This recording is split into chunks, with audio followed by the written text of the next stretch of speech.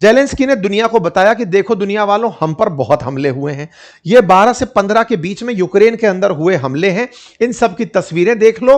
रूस वालों ने हमको बहुत मारा है साहब, दिखा दिया साहब, बहुत मारा है। और साथ में इनको दिखाकर, अच्छा आप पूछेंगे कि ये मतलब जेलेंस्की थोड़ा मतलब क्या आदमी है, मतलब क्या सोच है इस आदमी की। देखो जेलेंस्की ना अब धीरे धीरे युद्ध को सरवाइव करना सीख गए हैं। उन्हें यह पता है कि युद्ध फायदे का सौदा है। अब तक दुनिया वालों को लगता था युद्ध फायदे का सौदा है, अमेरिका जैसे लोग फायदा उठाते थे। जेलेंस्की ने उस सोच को अपने अंदर बिठा लिया है कि युद्ध फायदे का सौदा है। आप पूछेंगे ये क्या मतलब है। देखो जेलेंस्की स्वतंत्र रूप से एक राजनेता 5 साल तक सत्ता में रहते, 4.5 साल तक तो युद्ध में ही रह लिए। अब इनकी सत्ता एक तरह से कंटिन्यूअस चलने वाली सी हो गई। जब तक युद्ध चलेगा सत्ता चलती रहेगी, चुनाव नहीं हो सकते। दूसरी चीज क्या है, यूक्रेन को युद्ध में मदद के नाम पर, देखो दुनिया वालों को, यूरोप वाले देशों को यूक्रेन ने यह डर बिठा दिया कि हम मर गए अगर तो अगला निशाना तुम लोग हो, यानी कि यूरोप के देशों पर हमला होगा, रूस का निशाना तुम बनोगे। ऐसे में हमारी रक्षा करो और हमारी रक्षा के लिए पैसा दो। पैसा जो है ना, बकायदा एक फंड बनाया गया। आज भी यूक्रेन को $4 बिलियन केवल मदद के नाम पर दिया जाता है, जिसको जेलेंस्की की टीम खर्च करती है अपने नाम पर।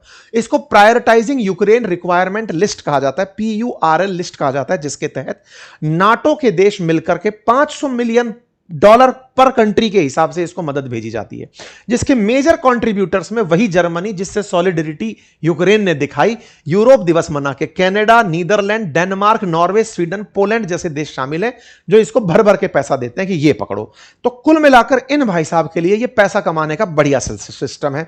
सत्ता में बने रहना है और बढ़िया रूस से लड़ते रहना है। जेलेंस्की ने बताया कि और पैसे की जरूरत है युद्ध करने के लिए, क्योंकि मैं आप लोगों को रोक कर रखा हुआ हूं। ठीक है साहब।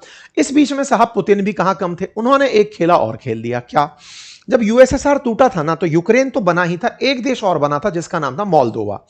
मोल्दोवा, जैसे आपको मालूम हो तो यूक्रेन का एक हिस्सा, जो पूर्वी हिस्सा था, डोनबास वाला क्षेत्र, जहां पर रूस के खिलाफ लोग, यूक्रेन के खिलाफ लोग रहा करते थे, रूसी समर्थक लोग रहा करते थे, उन्हें पुतिन ने उस समय पर अपनी नागरिकता ऑफर कर दी थी।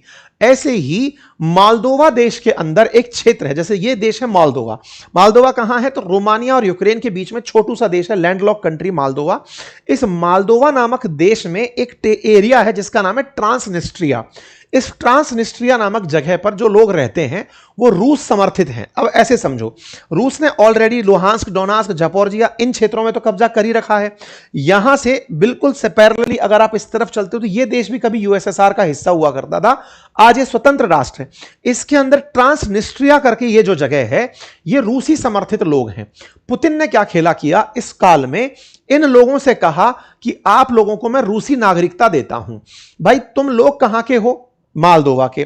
कौन नागरिकता दे रहा है, रूस नागरिकता दे रहा है। ट्रांसनिस्ट्रिया के लोग अब रूसी हुए। आज की कहानी नहीं है, 1991 से यह चल रहा है, ये रूसी समर्थक है। और रूस ने साहब इनको 2022 के यूक्रेन हमले के समय ही तय कर लिया था कि इनका इस्तेमाल करूंगा, और वो कर लिया। मोल्दोवा ने इस बात का विरोध किया। ट्रांसनिस्ट्रिया का पुतिन ने क्यों इस्तेमाल किया, अब एक बॉर्डर वो और खोल लिया इन्होंने कि बेटा तुम हमारे हो, मारो यूक्रेन को। यानी कि मोल्दोवा वाली साइड से, देखो अगर आप मैप को समझ पाए तो ये पूरा पूरा वो साइड है जो यूक्रेन पर हमले के लिए इस्तेमाल हो सकता है। देखो ऊपर से तो हमले हो ही रहे हैं, साइड से हमले हो ही रहे हैं, अब इस तरफ से हमले और होने लगेंगे। तो यूक्रेन का ये आधा हिस्सा ऐसा हुआ जिसको टारगेट बढ़िया से किया जा सकता है। पुतिन ने ये जैसे खेला किया, तो इसके साथ साथ चर्चा होने लगी कि पुतिन ने 4.5 साल बाद ये क्यों किया, पहले ही कर लेते। तो फिर इसके पीछे कहानी निकल कर आई कि रूस को असल में अब लोगों की जरूरत है, लोग यहां पर खत्म हो रहे हैं। इकोनॉमिस्ट नाम के न्यूज चैनल ने इस बारे में चर्चा करी कि शुरुआत में जब जंग शुरू हुई ना, तो रूस ने खूब गेन किया चीजों को, बढ़िया आगे बढ़े। लेकिन जैसे जैसे 2026 में एंट्री हुई ना, इनका नुकसान होना शुरू हुआ। 2023 की शुरुआत में भी इनका नुकसान काफी हुआ था, उसके बाद इनकी टोटल बढ़त रही थी। लेकिन अब इन्हें जमीन का भी नुकसान हो रहा है और लोगों का भी नुकसान हो रहा है।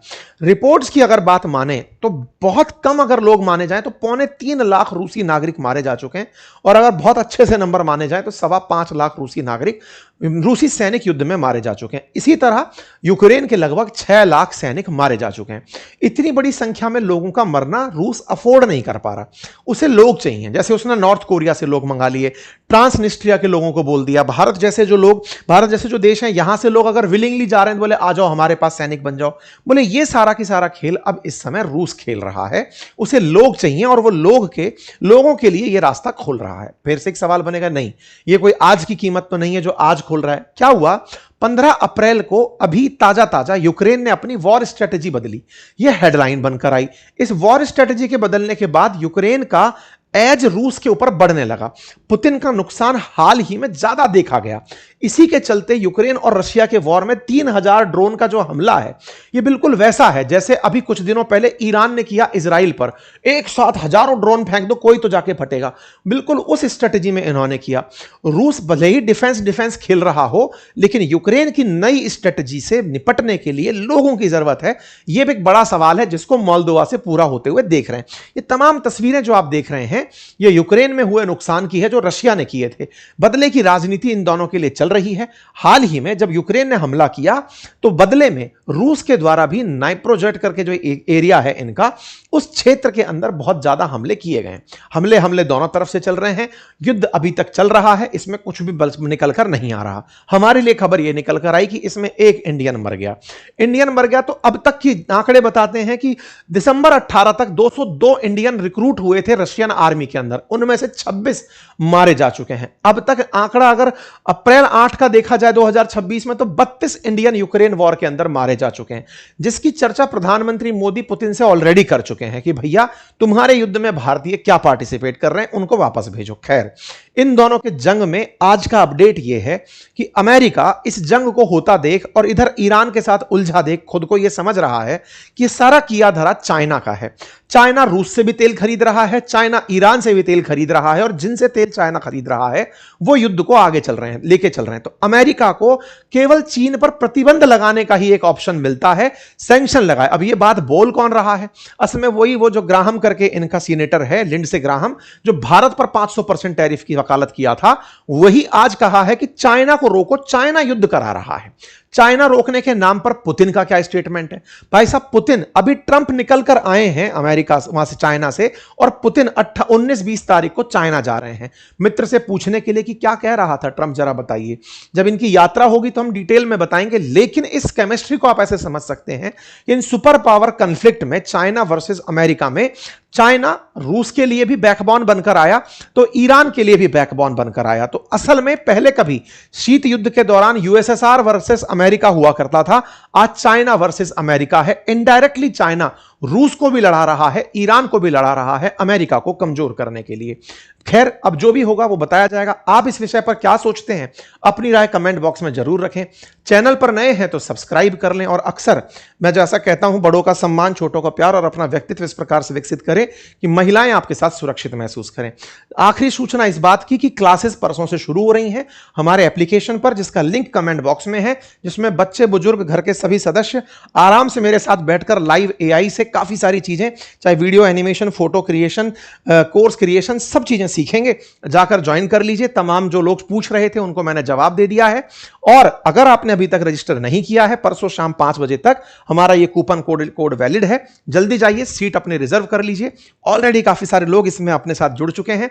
जो ज्वाइन कर चुके हैं वो पूरी पुरानी क्लासेस खत्म करिए और नई क्लासेस के साथ जुड़ जाइए। धन्यवाद।